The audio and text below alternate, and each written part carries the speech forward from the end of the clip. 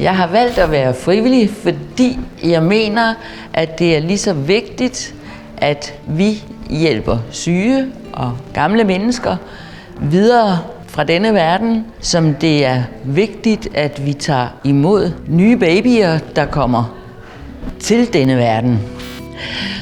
Pernille, hvornår i løbet af en dag oplever du og Michael sådan en frivillig? Jamen, altså når jeg kommer om morgenen ved 10-tiden, så er de første frivillige mødt ind.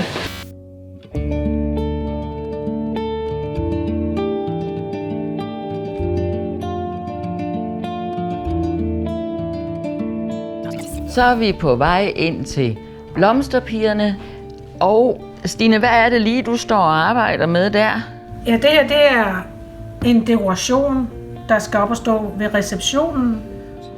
Altså det er jo stor betydning for dagligdagen her på hospice. Sådan umiddelbart så tænker jeg, at de frivillige er dem, der får det til at sådan fungere det hele. Vi er ved at vurdere vores påskepynt, og vi har fundet ud af, at der er noget af det, der trænger til at blive skiftet. Så vi vil prøve at tage nogle af tingene væk og erstatte det med noget nyt. Altså for mig så indgår I meget naturligt i det. Egentlig så naturligt, så vi den anden dag kom helt til at kunne virkelig se, at da der lige pludselig ikke var nogen frivillige til et måltid, så får vi alle sammen rundt.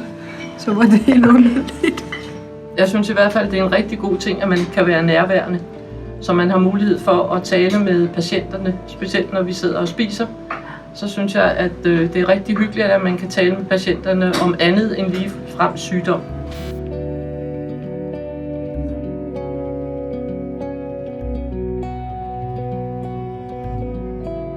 Selvfølgelig møder man nogle hårde skæbner herude, men her, der er der nogen til at tage hånd om dem. Og der var faktisk en af de første patienter, der sagde, på hospice får man mulighed for at dø levende, i stedet for at leve døende. Uanset om vi får prisen eller ej, vil vi fortsætte det store, gode arbejde, som I synes, vi gør. Tak skal I have.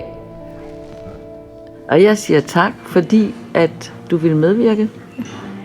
Det var så. Også tak til dig, Michael. Ja, du vil være med. Tak.